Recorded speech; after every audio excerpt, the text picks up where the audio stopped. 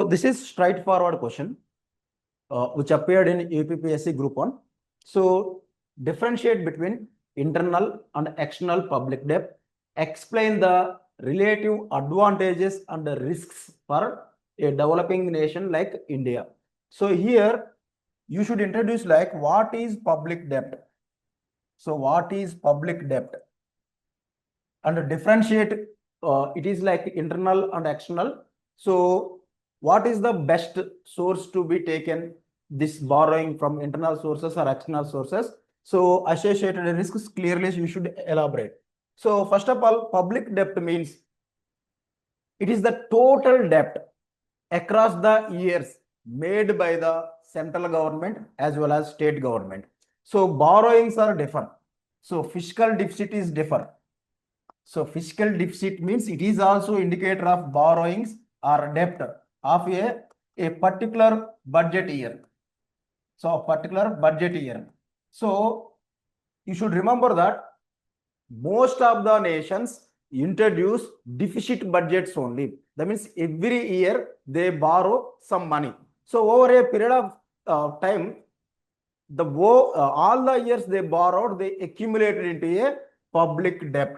So it is the total obligation across the years accumulated into government debt or public debt. So that's why we call it as a total obligations.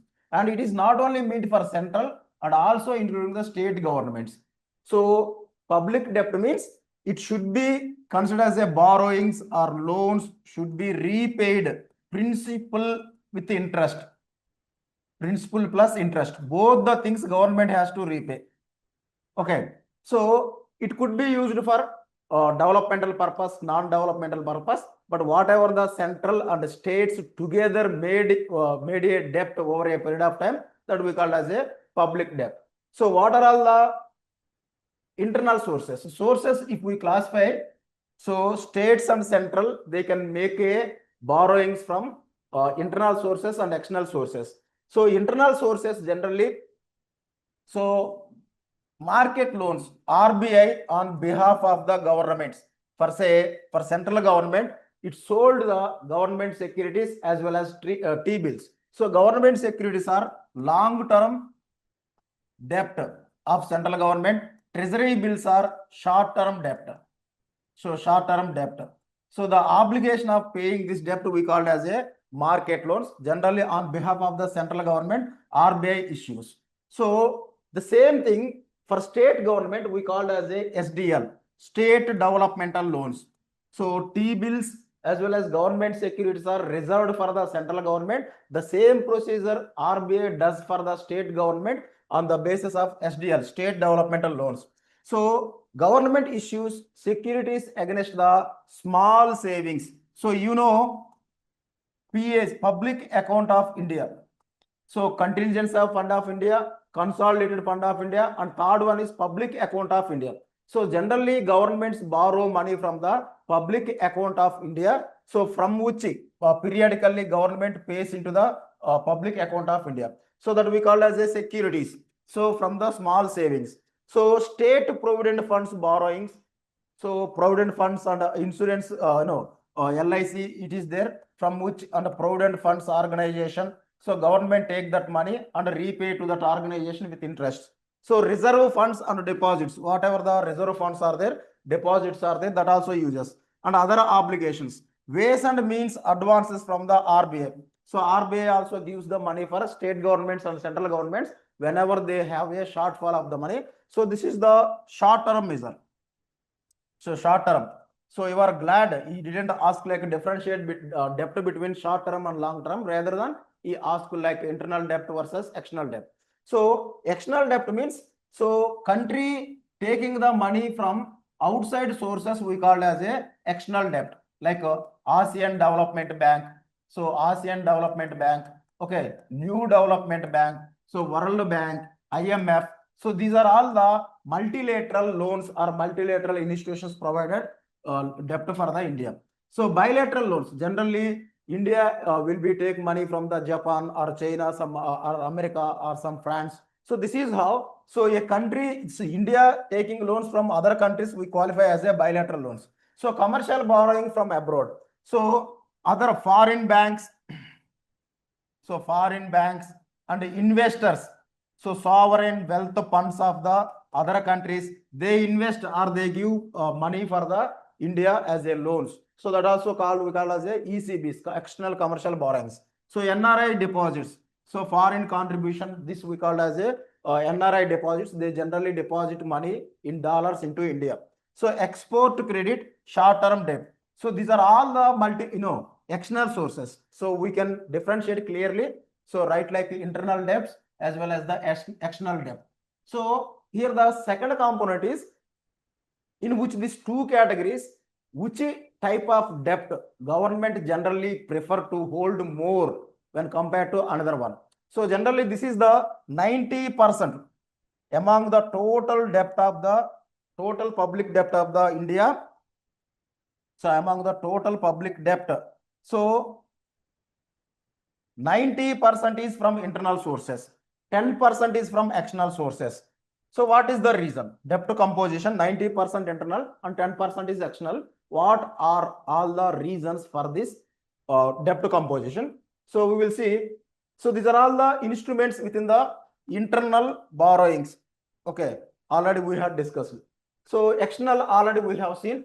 Multilateral loans, bilateral loans, commercial borrowings, NRI deposits, short term, so debit, debt. These are all the things we have seen. So sources. So sources, if you observe, source of the internal already we have seen. Banks, insurance companies, public. So generally, whenever RBI issue the treasury bills, okay, government securities, banks can purchase. They might be useful for the SLR, SLR, statutory liquidity ratio. So they can be used for the repo loan taking also. So similarly, public also for investment option, they too purchase the government securities as well as treasury bonds. So this is the foreign government, multilateral financial institution, international markets, they source it. Currency risk. So here currency risk is zero because we raised the loan in rupees. We will pay in rupees. So there is no currency conversion involved. So rupee depreciation or appreciation never impacted the internal loans. That is the reason why it is 90%.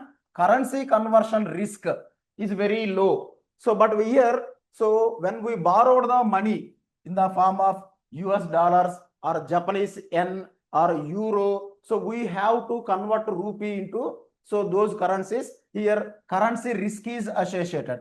Per se, Indian government borrowed money at $1 is equal to 60 rupees. Now to purchase the $1, we are going to spend almost 100 rupees. That means here the 40 rupees variation is not the interest, it is the depreciation. The cost of the depreciation is higher than the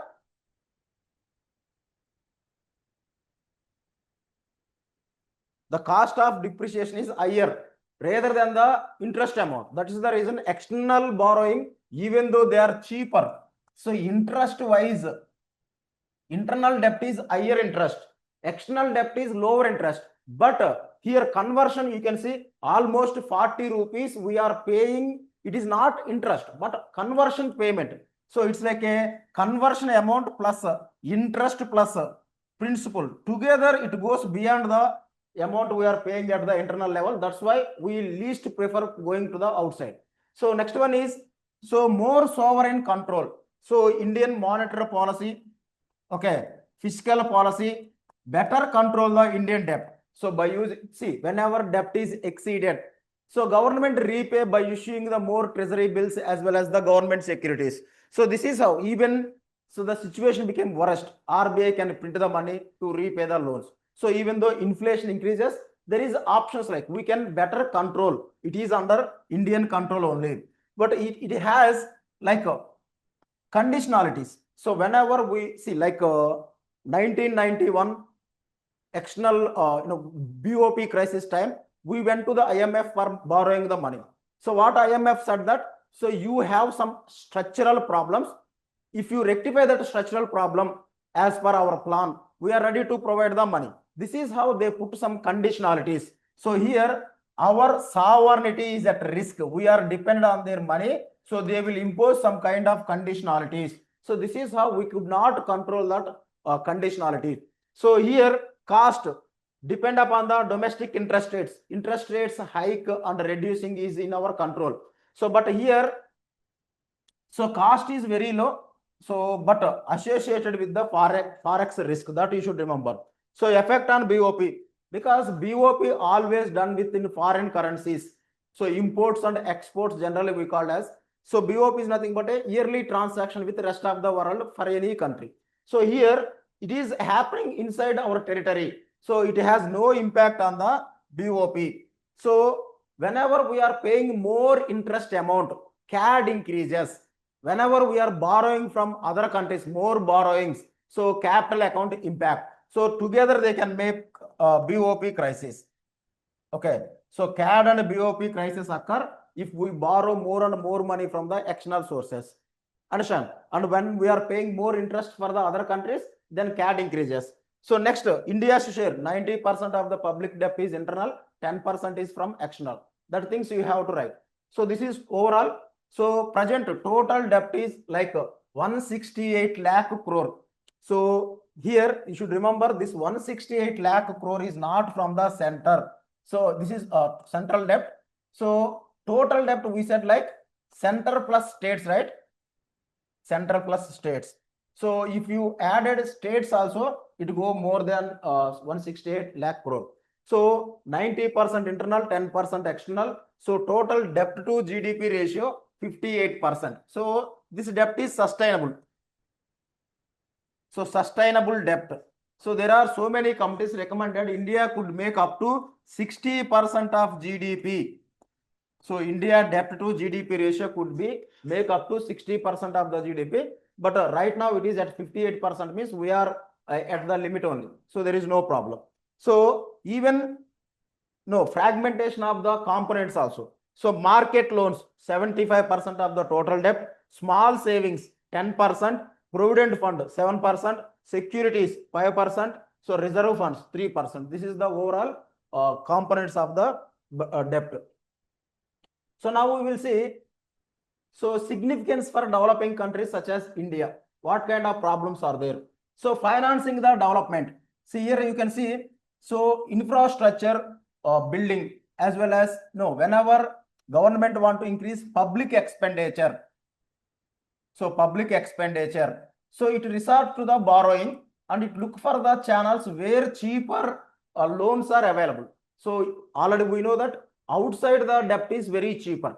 So except the currency conversion risk, remaining are very manageable and the amount available is high and the interest we are paying also high for the external debt.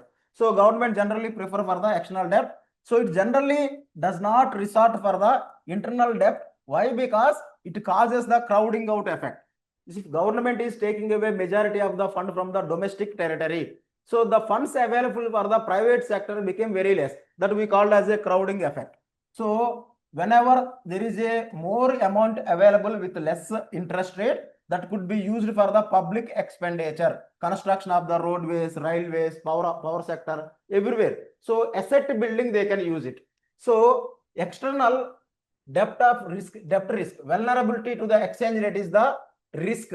Okay, vulnerability of the exchange rate is very risk, as well as whenever the profits for the companies, those companies coming into India, whenever they have less profits, they move away, then we have to pay in the dollars.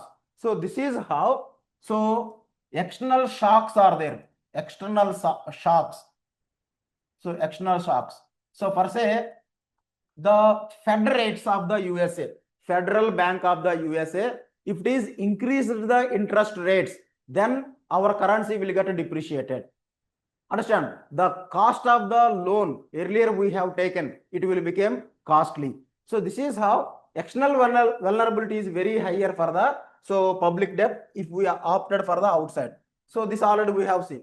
So FRBM and fiscal rules. So to limit the public debt, so Parliament has passed a act, FRBM Act in 2003. So it mandated reduced the fiscal debt. Fiscal debt is nothing but a this year borrowings. So it is also part of the total debt by the next year. So NK Singh committee said that debt to GDP ratio should be 60%. So right now we are under the confinity of FRBM Act as well as the NK Singh committee recommendation. So debt sustainability. If GDP is increasing, we can increasing our borrowing capabilities also. These are all the significances for the countries. So based on that, you can tell. So India made internal debt is 90%, external debt is 10%. Can we increase our external debt to 30% and internal debt to 70%? Can it be possible? What are all the positive and negatives? You can write in the comment.